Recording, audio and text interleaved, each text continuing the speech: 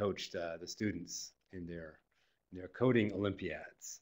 So anyway, since then, George has been both a serial entrepreneur for a number of companies that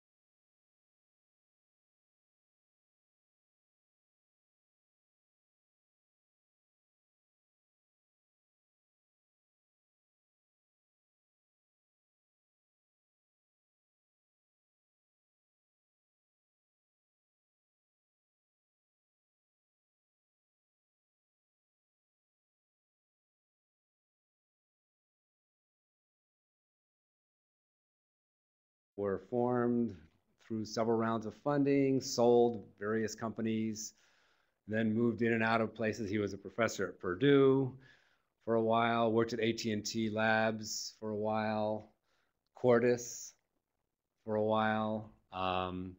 Anyway, and now he's leading this group at the Center of Innovation at FutureWei Technologies, which happens to be close by again. We've been in different parts of the country. Oh, he was a faculty member at the University of Wisconsin as well. I forgot that part. So he's been all over the world. We've kept in loose contact, and now we're back in the same neck of the woods. So it's a great privilege to be able to catch up with George. He's got some really novel and intriguing ideas that he wants to talk about today, which combine a number of technologies that normally aren't combined. So I think I'll just go ahead and let him take it away, and you guys can get your minds blown away as well. George, take it away. Thank you. I was never at UW, but close enough. I do live in Madison, though. That's probably what you're thinking. So thank you for inviting me. And as I said, as Steve said, we've gone around each other, sharing interests for a long time. So it's great to be here. I am working right now at FutureWei. For those of you who don't recognize the name, FutureWei is a subsidiary fully owned by Huawei, which is right now the largest telecommunication provider out of China, out of Shenzhen.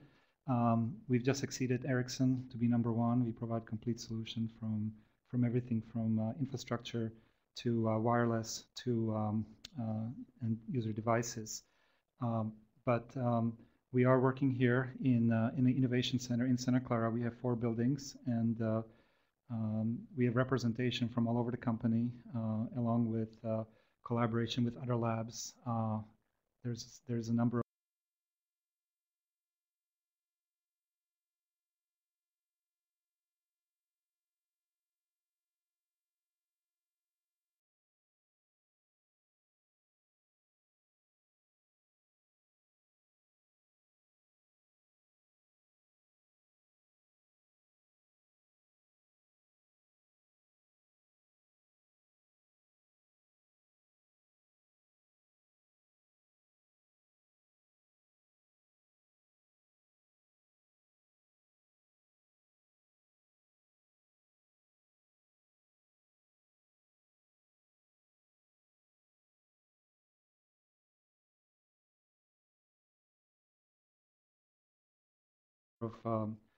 research facilities around the world that we work with. So I've been very fortunate to sort of be in the middle of just a lot of exciting things going on, not only just at the company, but in the industry itself.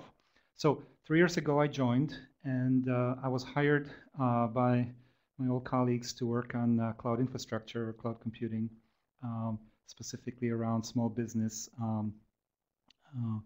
telecommunication support. And as we continued the work in that area, I slowly got into sensor networks and sensing, and then that itself brought me to perception and the realization that much of what's happening now is around the growing awareness of the real world. And so next thing I know, I'm back to what I was doing in Maryland with my advisor, Professor Dana Now, and doing work back in artificial intelligence, which I left soon after I left the university.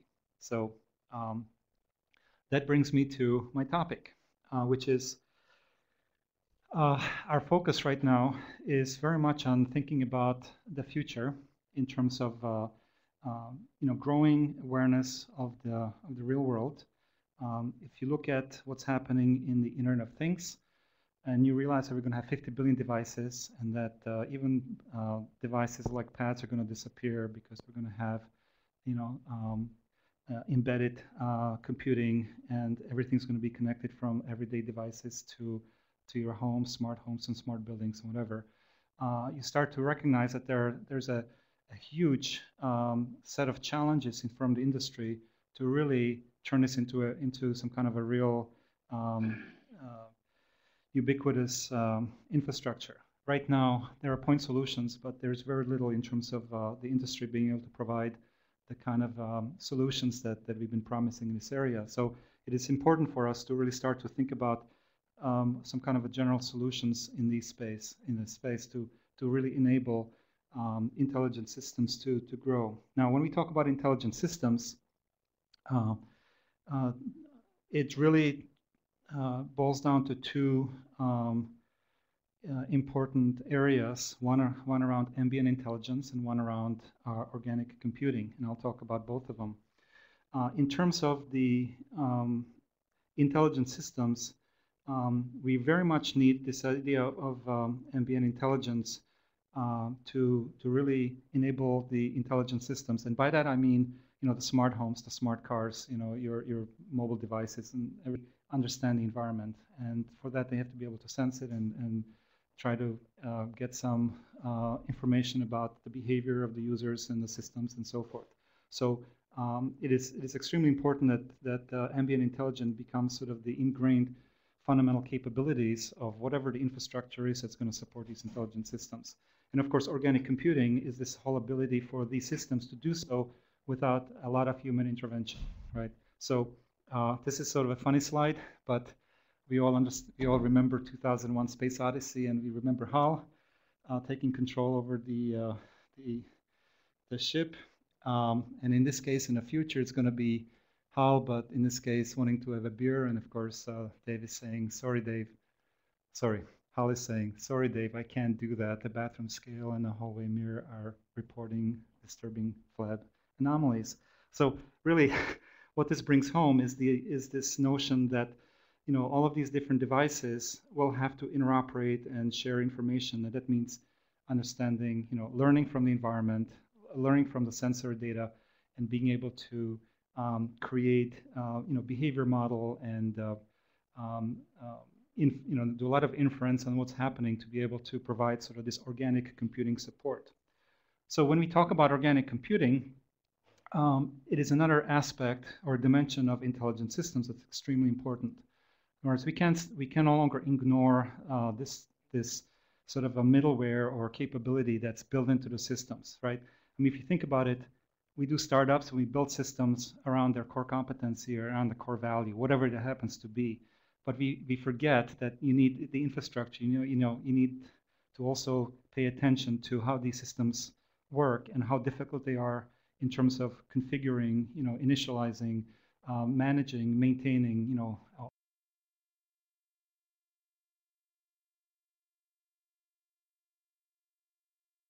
all these other things that you kind of, as computer scientists and as innovators, we kind of push to productization and assume that somebody in engineering is going to solve that problem for us. But we have to start thinking about how intelligent systems can also provide sort of this minimal human intervention in terms of these self-X capabilities, right? And when you think about sort of the intelligent systems from the ambient intelligence and from organic computing, regardless of what these systems are going to do, you start to see a sort of common set of requirements that have to be thought in terms of how we're going to instrument these systems to have these abilities, right? So that it's easier to program without the guys who are doing the end result, you know, the core competency or the core values of the systems, not having to pay attention. So it's like that's like if you think about what's happening in languages, right? We're moving more towards dynamic and you know, next generation languages that allow us to code in very few amounts of lines, you know, some very sophisticated features without having to implement all the algorithms and everything underneath. And this is the same type of a thing that that we're looking at here, right? So ultimately, what it boils down to is there are these 5 fundamental requirements that we have to think about enabling within the infrastructure and within the middleware to take, you know, to provide the support. So it comes around sensing, which is of course the ability to acquire data and information from whatever the embedded sensors are on the device, or network connected information from the web or the internet, whatever that may be. So sensing is just the ability for the systems to pull information into the system and process it independent of the end result, right? If you look at your phone, your mobile phone, there's a number of apps that you can download that will show you all the different sensors, and you'd be surprised how many sensors are in an Android phone, right? There's a proximity sensor, there's a light sensor, there's a camera, there's a microphone, there's a GPS, there's a motion sensor, there's a 3-axis thing, there's all kinds of sensors, right? Are these being used for anything other than some application using them for specific, right? Can you imagine if the device and the operating system, for instance, had some ability to deal with it? So if you're building an intelligent system, having the ability to learn what the data is that you can sense and how to process it has to be something that has to be fundamentally provided in the underlying system for you to be able to do it. But that's just data, right? And at this point, we're talking about a huge amounts of data, but we're not talking about big data. But what we are talking about is data fusion. We're talking about local data processing, and we're talking about small systems, whether they're routers, understanding their role within the rack, within a data center, or we're talking about a mobile phone in somebody's purse, or we're talking about, you know, a smart house that has all kinds of aftermarket instrumented devices plugged into the house to provide additional sensory input. That has to be perceived, right? And so by perception, what we mean is take this data and provide some kind of a real-world model of what is it that is out there of interest. And then using that perceived data, which is sort of building the knowledge and the expertise or behaviors, models, etc., adapt to better perform the task that it is designed to do. So usually we write these black boxes, we write specific algorithm to do particular tasks, but as you'll see later on, these black boxes and these well-defined algorithms become obsolete to miniature deploy them, and there is really no way for the intelligent system to adapt from changes in the environment, right? So the ability to somehow adapt to different environments and changes has to be also some kind of an, it has to be below the applications. It cannot be in the applications, right? And you know, the whole thing of the adaption and learning, of course, is very related. And if that's all it did, that would be great. You know, you could ask questions about what's going on and where are you and what is the system and is it doing well or is it not doing well or is there risk or is there a threat or anything of that sort. But then it would be nice for intelligent systems to also be able to act. And by acting, we mean, you know, to somehow either control the environment or somehow provide information to other systems that things should be, you know, should be changed or whatever. So you're talking about perception and action, but you're not mentioning cognition, which is usually associated with intelligence. So are you thinking behavior scans? There's nothing in between? Okay, so what I'm actually, good point. Right now, I'm very much working from bottom up. And so what I was talking about is very much the kind of instrumentation and the underlying infrastructure, not so much infrastructure, I used the wrong words. Think of it as a platform or a framework that should be in place in order to do things like cognition and other things. So in that respect, I'm not excluding it, but I'm looking at more of sort of what's below that. Actually, the person remote couldn't hear that question. Just repeat the question real quick. Sorry. No, George has to repeat the question. No, so Or you have to take the ball. oh, here, let's try that. I want to see that in. Do you All want right. to just repeat the question? Yes. So you mentioned perception and action, but not cognition, which is usually associated with intelligence. And I asked whether you were taking a behaviorist stance where there's nothing between perception and action, or whether there was room for cognition in your framework. So the answer is absolutely, you need that. But notice that I'm not talking about the applications, and I'm not talking about the sort of the intelligent systems in precisely what these intelligent systems are doing. What I'm trying to describe right now is that in order for us to be able to have or increase or accelerate the creation of intelligent systems, we really don't have the infrastructure, nor do we have the platforms or languages that enable us to do certain things. And so having something that gives us some ability to deal with a variety of different sensors dynamically coming and going, and somehow dealing with the different formats and data coming in, how to process it, having some ability to perceive the information by applying machine learning algorithms, whatever, which are external things, doing the cognitions, adapting, and then acting, is basically what I'm talking about here, right? Let's start thinking about how to build this bottom layers. Yeah. So a lot of the items you mentioned, well, I got a microphone here. Behind you. A lot of the items you mentioned, I like this one better. Okay. A lot of the items you mentioned on this slide and previous are often associated with various levels of multi-agent systems, either goal-directed or BDI agents. How do you relate this to the, let's say, the agent movement?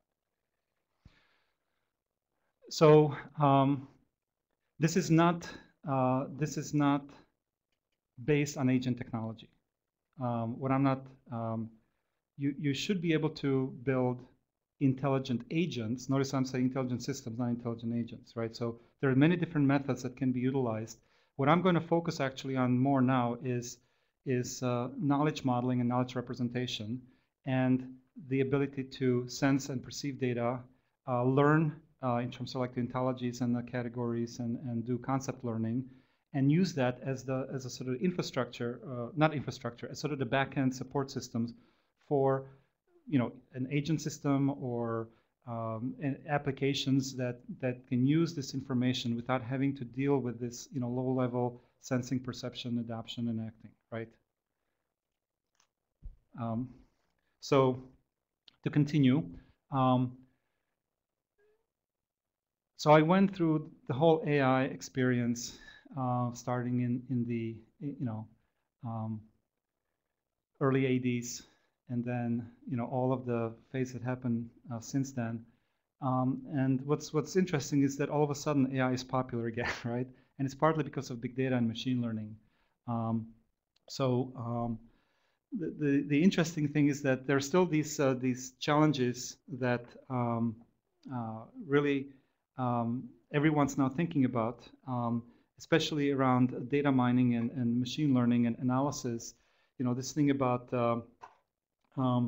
building systems that learn about itself and the environment is pretty straightforward. But situated autonomous decision systems, where you deal with situations and intent and trust, and there's all kinds of other things that still need to be considered when you think about these environments, especially real-world sensing and perception, and that has a lot to do with dealing with dynamic environments and dealing with time, and handling complex tasks, not just simple tasks like having the house be in the right temperature or turning the lights on and off at the right time. And so time and change it has to be a big part of the underlying thing. And finally, since we're talking about intelligent systems and much infrastructure or sort of common frameworks, none of this will work if, again, you end up building these black boxes where any one system cannot really teach or interact with any other system. So how these systems interchange knowledge, and not just knowledge, but also learned behaviors and algorithms and other things is also very important. So let me step back a little bit. I'm not standing here telling you I have solutions for all of this, right? What I'm describing to you is what are some of the key challenges in these areas in the industry today. And when you look at what is happening, especially with smart devices and smart homes, whatever, these are some of the things that we as academics, we as computer scientists and engineers have to really address, because at this point, what's driving all of this excitement is really the commercialization part of things. Is the fact that all of a sudden there's a huge population. The world is ready for this. The world is ready for smart things and Internet of Things, and you can do lots of startups and have lots of opportunities for commercialization if you solve many of these problems. So it's just being aware of the fact that the time is ripe now to take some of the classic methods and some of the emerging methods around machine learning, big data, and et cetera, and really start to address some of these issues.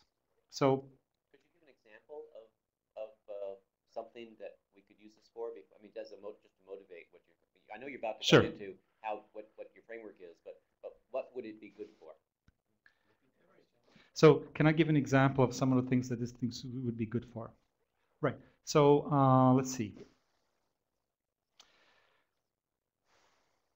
I want to make you think about this one. I don't want to.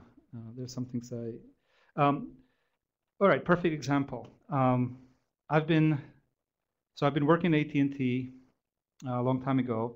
We've been building data centers, the early data centers for providing data services for mobile customers, and the deployment, architecture, and management of dense data centers is a big problem, right? So one of the things that it could be used for is automating much of the tedious tasks and manual tasks that are required in network management, provisioning, management, etc.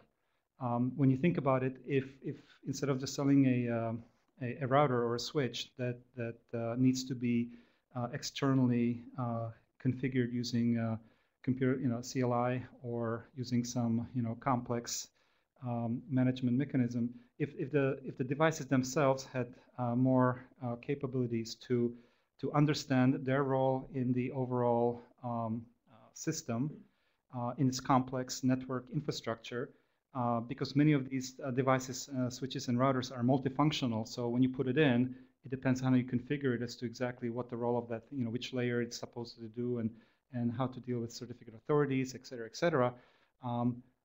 Having a capability where you have an intelligent systems close to the operating system or even below the operating system to handle whatever the role of these devices is would be a huge win in terms of reducing the OpEx costs of running data centers.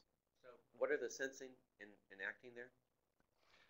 Well, so the sensing there would be, well, everything. I mean, first of all, there are lots of sensors on the devices themselves. Are the fans overheating? Are the CPUs running too high?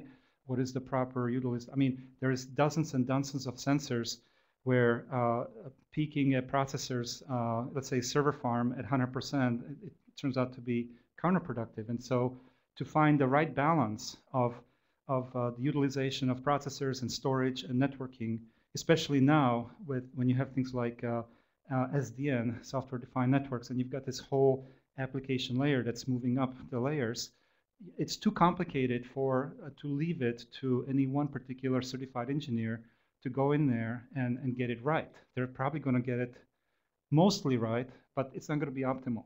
So having the system somehow learn from the operation and then adjust its parameters and then maybe distribute the load and other things is something that in intelligent systems for the purpose of network management would be much better at doing than So, but that's just one. No, that's great. I mean, my only issue with that is that there's been work on machine learning for similar applications for at least 20 years. So there's nothing wrong with this work. I mean, I don't think it's new, though. There may be new opportunities and a more greater need for it. Right. Well, so that's one example. I mean, I purposefully try to stay away from the current things. If you think a little bit, you can probably come up with a number of examples in a mobile wireless end user space. And yeah. Okay. So we started this eCeNS project. eCeNS is just a code name that we gave it. It has an actual meaning, which I'll skip. And our purpose it was to really to look at some of the classic methods in AI and recognize that much of what we're talking about can be modeled in a variety of ways. If you had a kind of a general purpose graph-based representation, very much from the sort of classical knowledge base systems that we've seen over the last 20 years, and provide a system that can basically build and maintain these temporal changing world models, and from the world models learn the concepts in terms of concept learning to build these generalized ontologies, and then use them in a reverse process to specialize new understanding of the world, and do it in such a way that we bring some of the supporting algorithms and external procedural attachments that there are usually these black boxes, and turn it into sort of a modeling paradigm within the knowledge base itself by having some kind of a neural inspired, and I'm not talking about neural networks. I'm talking about a neural inspired symbolic sort of computational network that sort of propagates the information through the models to make sure that the world model is always in sync with the real world. And so we've been looking at this general framework as a way to then take that and apply it to different vertical domain-specific solutions to build things like this networking problem. Okay, and so we have designed an early so we have an early design and proof of concept systems that basically create this eCeNS hybrid knowledge base and what we call the SCN, symbolic computational network engine, that unifies these four things. Specifically, we're talking about the real model, which is a graph representation of entities and properties and various metadata with its relationships. Things like Bayesian inference relationships, where you collect basically scoring data from which you can then infer certain things. Use that to then model or generalize that into some set of related ontologies that very much explain how they relate to each other and what is the common knowledge. But at the same time, recognize that the world of ontology, there's this feud in the AI between the concepts and ontologies and what we call sort of the categories in the world model. Categories and taxonomies. This is closer to the Bayesian kind of discrete variables, where you have these sets that you need to be able to partition, and in order to recognize which member they belong to, you start to build these category structures, these taxonomies, and it turns out that these taxonomies and these structures are very much almost like the typing system for the ontologies, which are then used to define how information is stored and propagates through world models. But none of this would make any sense if we had to write code in algorithms and then stick it underneath in some kind of a middleware. So the idea is to get rid of the middleware and have all of the processes, all of the algorithms be encoded in the model itself, so that you can communicate the data with the functions because data and functions are kind of merging. I mean, you can't really do one without the other. I mean, data is kind of meaningless in terms of the encoding and the formats and everything else without you having some close understanding of the encoding and all of the algorithmic support that, the functional interface and whatever. So in that respect, we sort of looked at neural networks, and we throw away the sigmoid functions and said that is just a special case of a more general symbolic computational network where you can connect, you can make connections between entity properties or various forms in a graph model, so that when something changes in one part of the model, it excites these neurons, which apply certain functions to update other parts of the model. And then the whole thing is self-describing, right? So it may be a lot to bite off, but hey, that's what research is all about. So what we have is we have the eCeNS key components. Basically, it's a very simple system. There is the engine, which only does, it's a scheduler, just sequences neurons and applies neural functions. There is the hybrid knowledge base, which is this graph-based representation of the domain-specific ontologies, the computational networks, the categorization, and the conceptualization of the the world model and the domain-specific ontologies. And really the only thing that the system needs is there has to be some mechanism, which is basically a server, a RESTful server, which can accept arbitrary RESTful JSON or XML messages and pushes it into the world model, somehow maps it into the internal representation. And some way where you can associate external locations or events or whatever with specific places in the model. And what comes in has to go out. So there's also this actuation client, which does this very same thing. You can say this entity or this property, when it changes, throw something out into that server, right? So you can sense, you can act, you can actuate. There is a RESTful web interface, which is a very powerful kind of a high-end. Usually, it's mostly traversal graph search kind of a interface that allows you to interrogate any part of this. And then there is a client editor that allows you to visualize, modify, and do manually, kind of going in, and so that's it, right? So as I described, the hybrid knowledge base basically has these four things, and I've already very much described it: the world model, the domain-specific ontologies, the what we call the taxonomies for denoting categories and the hierarchies of this categorization, and then the computational network that sort of intelligently moves. But when I say intelligently, it's kind of like if you think about what Bayesian networks are.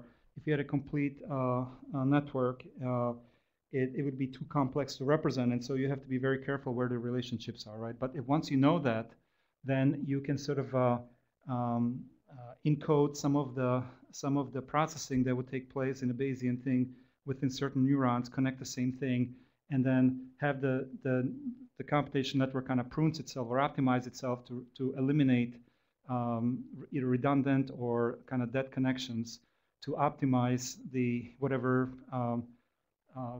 processing or behavior that you're of interest. So at this point, what I'd like to do is just give you a quick demo. I've got a couple demos. Before you do that, could you just clarify what the basic architecture is? For example, does this operate in cycles like a production system or a recurrent neural network? Yes. Well, so exactly. So I skipped over some of the sub bullets, but so the way this works, and you'll see, I'll show you exactly what the thing looks like. So you're going to see these neurons, which are these purple things. It's hard to see here. That are somehow or another connecting different parts of the model. And so what happens is that it's a very simple concept. It's a kind of stochastic process. When any property changes. Is there a discrete cycle or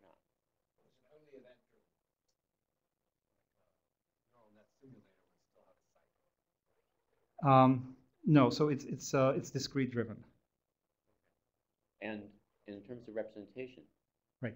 Are you treating things as the current state of the world or memory? Is that a bit vector or a vector of some kind, or is it a relational kind of thing like you? It's a relational thing. So you have the representational power of predicate logic, for example. Yes, absolutely. And I'll show you examples of that. Good.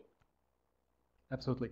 Okay, so I'll show you two examples. The first one is actually very discrete. It shows home automation. You know, you got a bunch of different events, a bunch of different sensors, and you want to apply some kind of logic program that's, you know, no probabilistic thing. It's very much if the lights are on and somebody's in the room and it's too cold, turn the AC on, right? And then the second one is more of a sort of the concept learning idea, which is we got a bunch of emails coming in, and the emails have just been with the front end encoded into a JSON structure. You know, header, body, subject, etc. The thing comes in, and it looks at who it's coming from, who it's going to. It tries to match the email addresses or names, identify people. If the person doesn't exist, it creates a world model structure around that person, creates a number of different contexts, and then using natural language processing, it tries to understand the content of these messages, the intent, you know, the situation of these messages.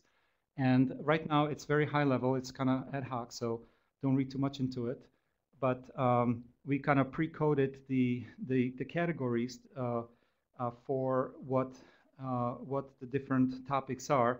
Then when it recognizes the email, it would put relationship between it so that at the end, you can go in here and say, who is doing what with whom, when, right? And that's a continuous process, so it's always changing. So you can say in the last hour, in the last day, in the last month, who worked on what with whom.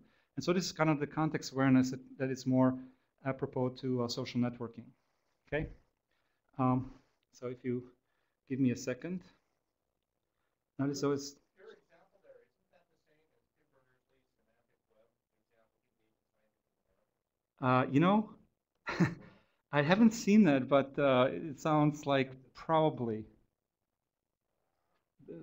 could be. Actually, I would think, though, that Tim Berners-Lee didn't get really into the dynamic versus static aspects of it. Okay, so this was the first version. This is something that I wrote. This is a JavaScript one-page rich client. It's using something called D3 for data visualization. It's a very powerful graphical SVG front end, and I'm using their force graph to be able to display, you know, have one particular view into the knowledge base.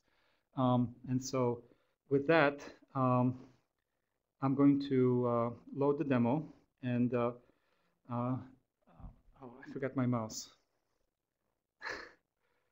No,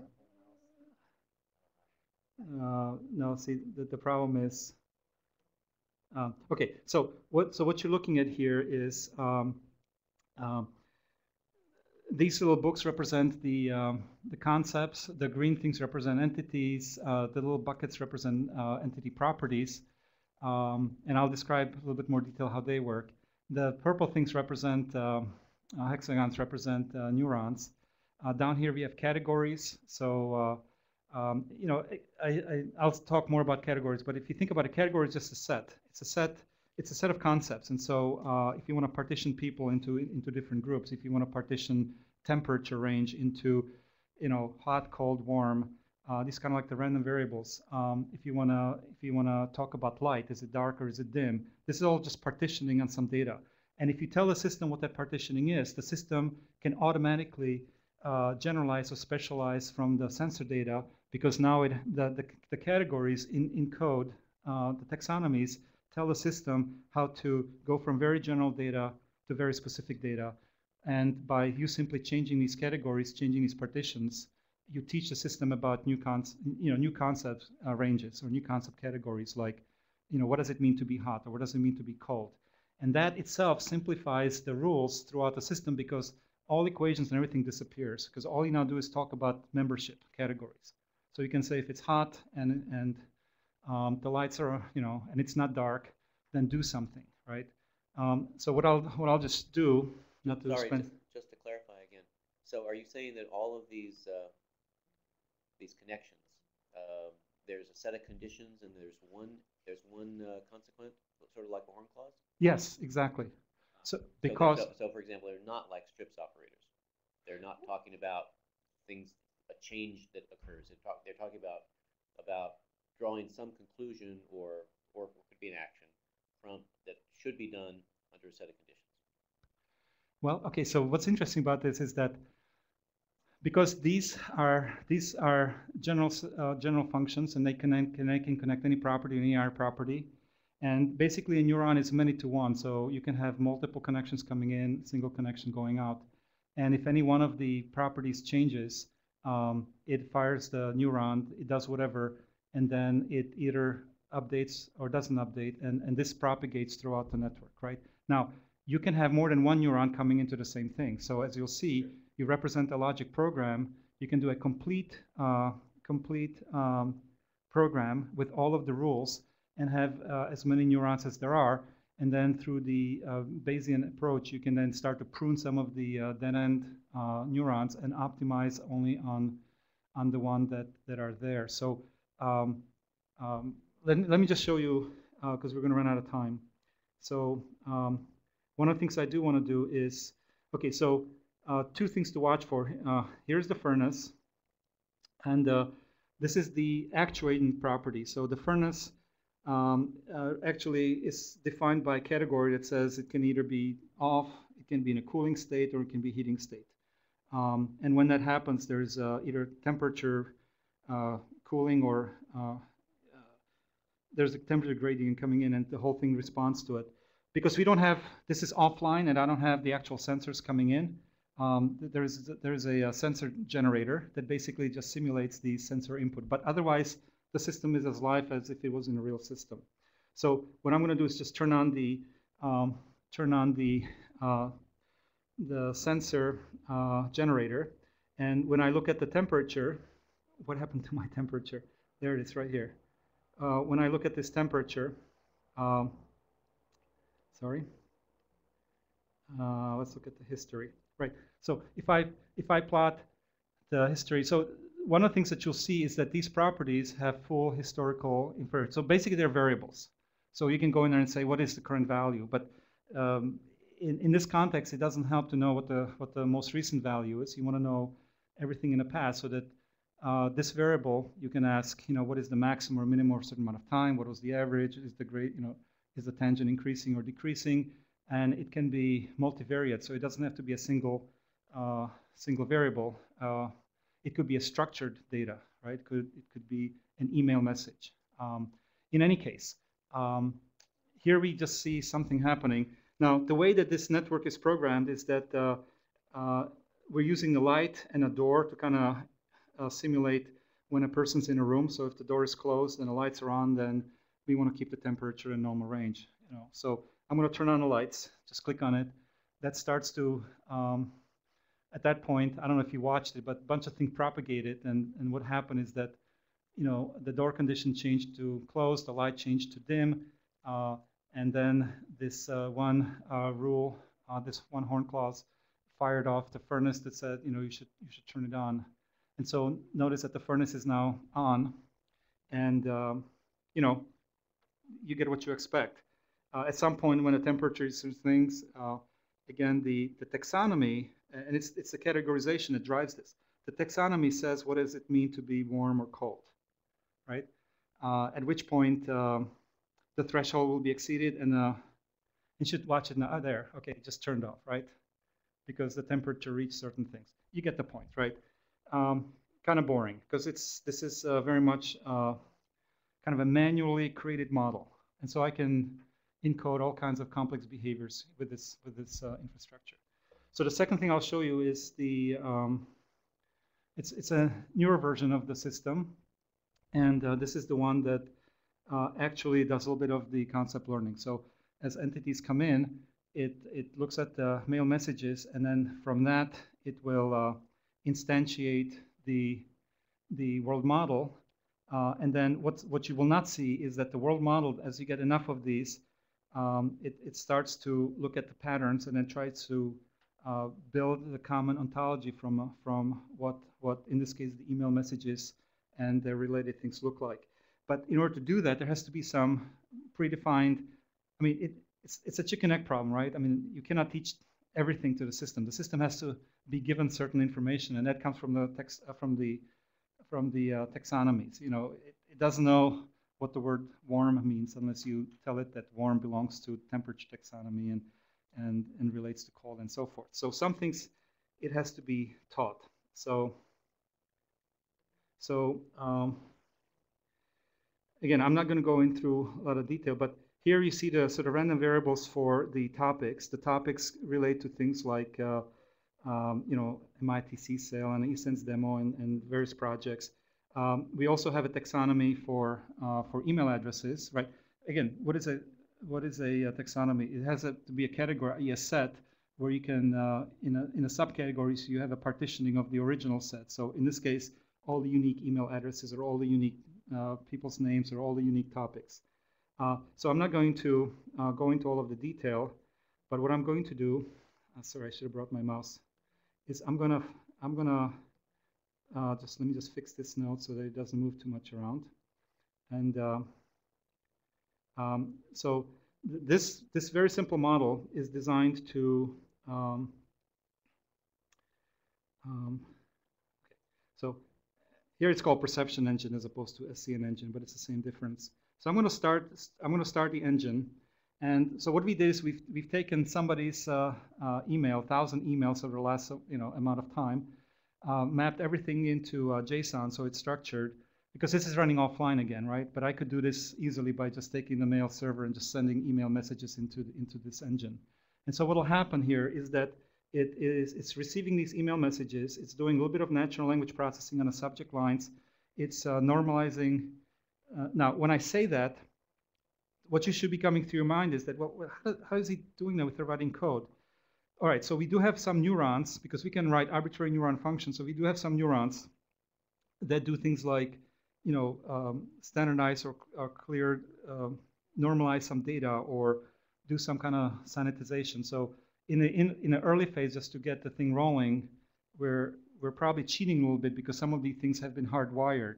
But they're hardwired in the sense that they're generally reused functions, and then later on they can be used in general places to connect between other things that we didn't necessarily pre-hardwired.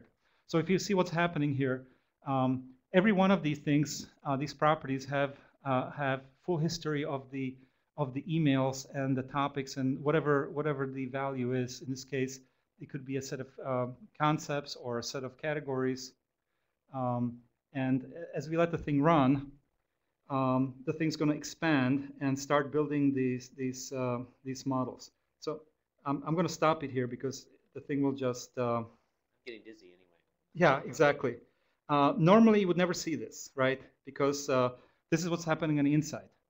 All I wanted to demonstrate to you is that it's a very dynamic model. This is not a standard kind of ontology or world model where you build something and then you interrogate it like a database.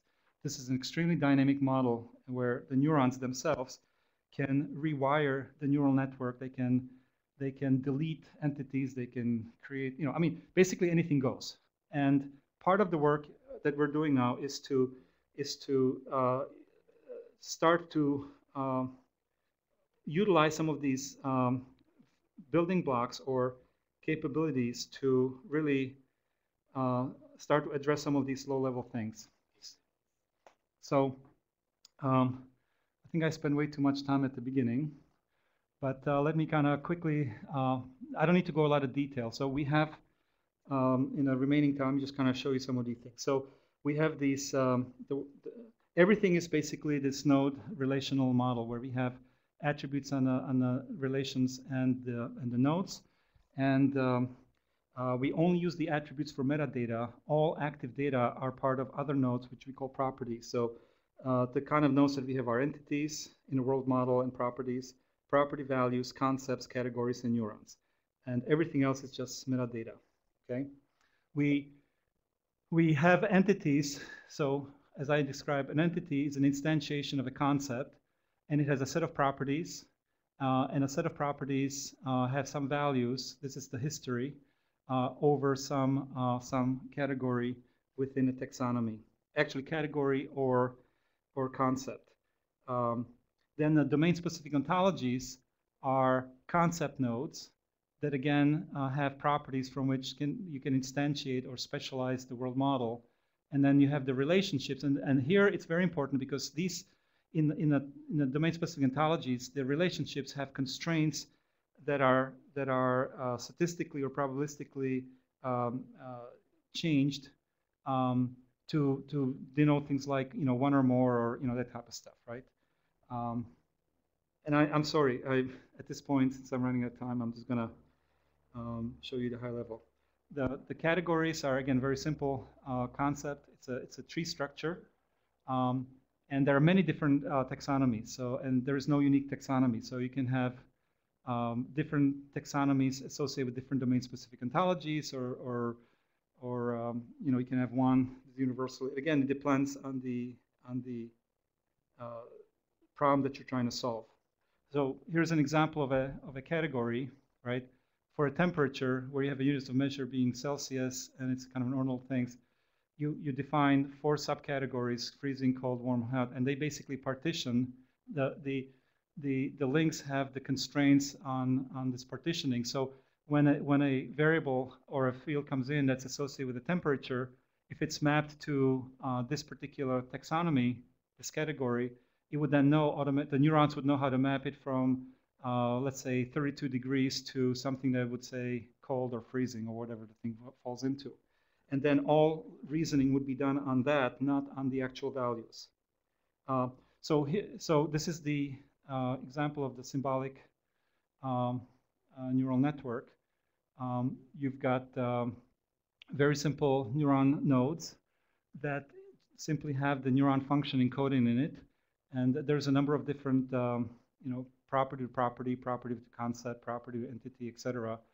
And a set of functions that we're trying to come up with a sort of minimal necessary set of functions to implement some of the supporting AI methods like Bayesian inference or logic programming, resolution, and so forth.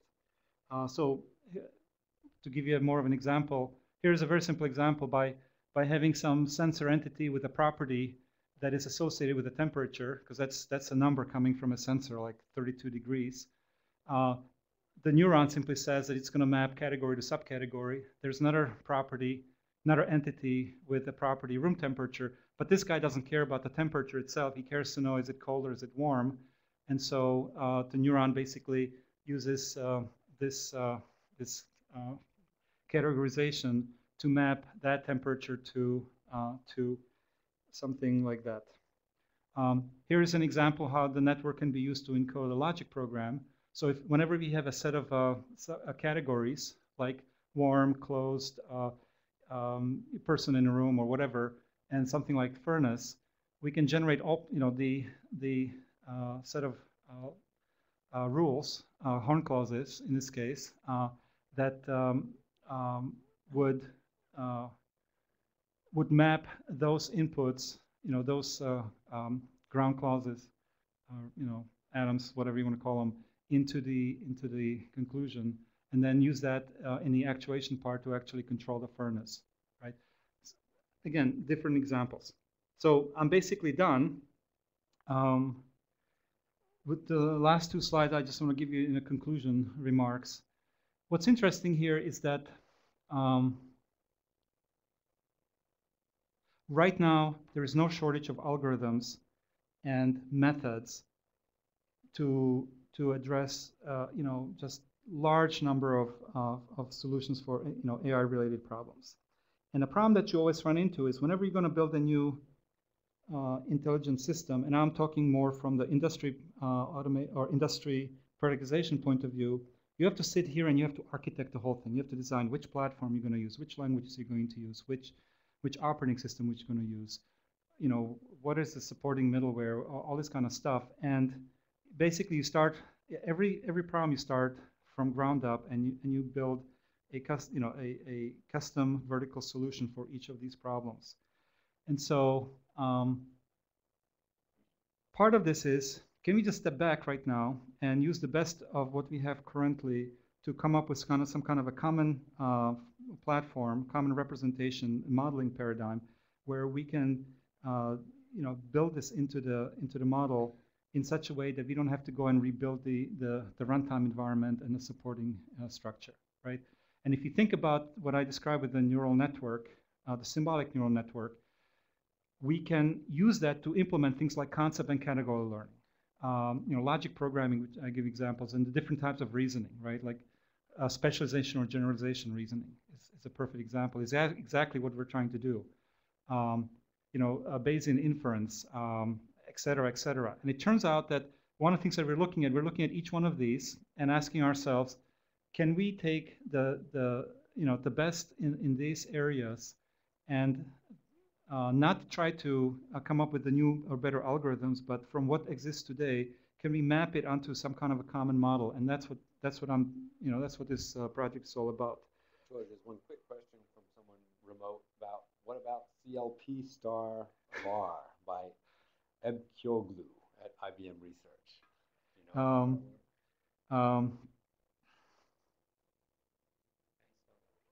I do, but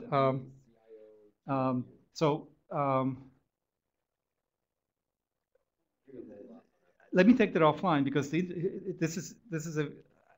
that's a slippery slope. There's so many of these different methods, and the answer is we have not specifically looked at that, but correct.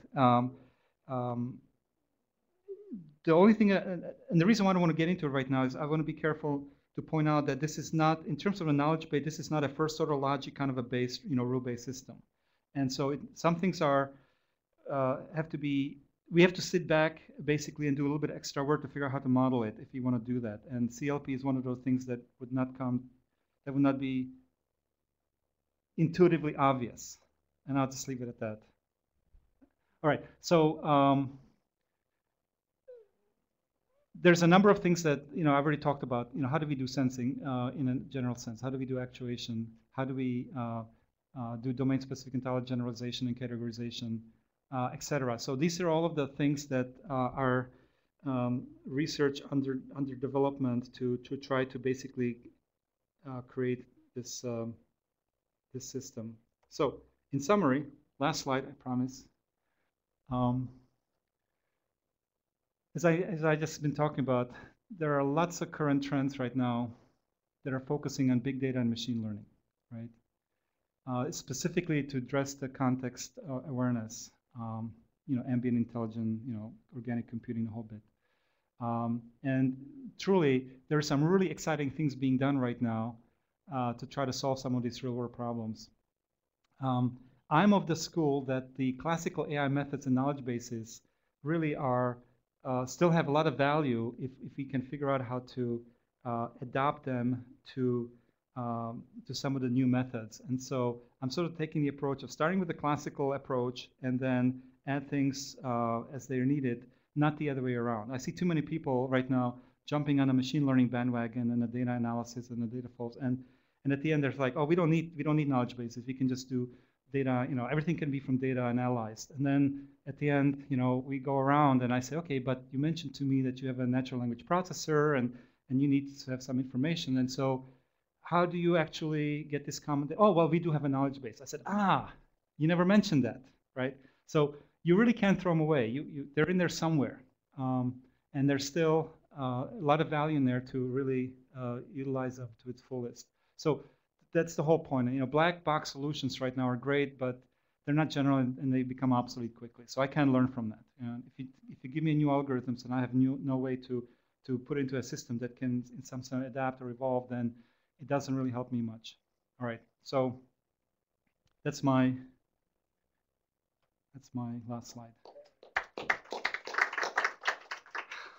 Questions? Okay, Yeah, we have probably just a minute or two of questions in here, and then we're going to have to move out because I think there's supposed to be a class here. There are cookies outside too, I heard. Right, but go ahead, Pat. This is quick. So you did not. So it sounds like your learning methods are both unsupervised and incremental, but you did not say that. Is that true?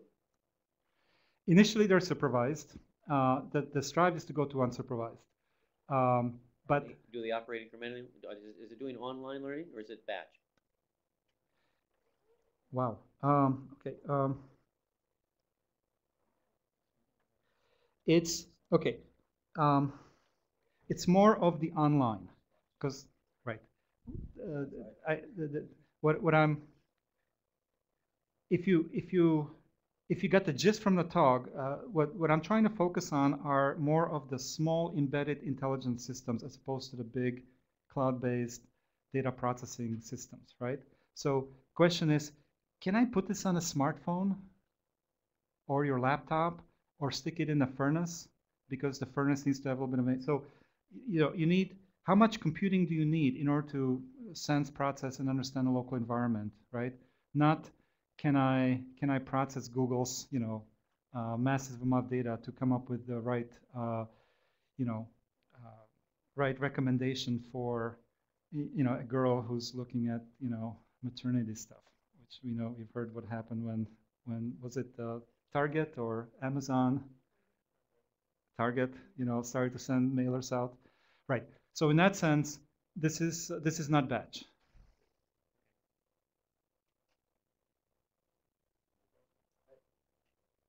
What was the significance of the two-dimensional position of things in that demo that you were giving? Like, things were moving around on the screen when it was running, so I was wondering what was the significance of the position? Well, so I chose, it's purely visual, but it's actually a very interesting concept that I have on my list for some intern to look at, which is, if you really think about it, there is this notion of, how would I describe it? Dynamics as applied to graph theory, right? If you take graphs and you assign certain weights or certain mass properties to relationships and whatever, and then apply some kind of dynamics to it, the graph tends to reorient itself. And it actually turns out that you can gain a lot of information is what the final positioning of the graph is in terms of data. So as data changes and different entities or relations, especially in the Bayesian inference, start to modify the weights of these different things, you don't want to look at a static graph, right? You don't want to look at a planar graph that's been just thrown there. What you really want to do is to let the graph readjust itself. And this force graph support is very powerful to start to look at clusters of things. So the second example that I showed you is perfect for that, because when you have lots of people coming in and they're doing things together, the people that are working together, they should come together so that when you visually look at the graph and say who's doing what, you don't want to see a huge table of things and some random things throughout. What you want to see is that the graph itself change, to reorder itself, not reorder itself, to move, so that you look at it from the perspective of having relevant information close to it. And so one of the things that we're looking at is if I change the search attributes, I want the graph to reorient itself so that the key attributes get pulled together and the things that are irrelevant go out to the periphery. And now I can look at it visually, and even though I may not have an algorithm to analyze it, I can, as a human being, look at that and immediately understand what's happening in a knowledge base. So it's purely visual, right? It has nothing to do with the underlying mechanism. It's something to explore. So you still have black boxes in your model in the form of the behavior of the neurons. Have you looked Yes. at a way in which you can encode that homoiconic in the graph structure so that it can be self-reflective?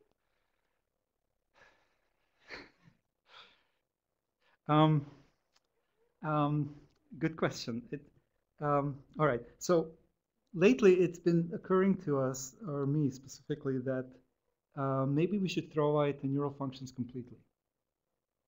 Because if you think about it, that's redundant. You have some inputs, you have some output, and the neuron function has to correlate between what the purpose of the inputs and the data manipulation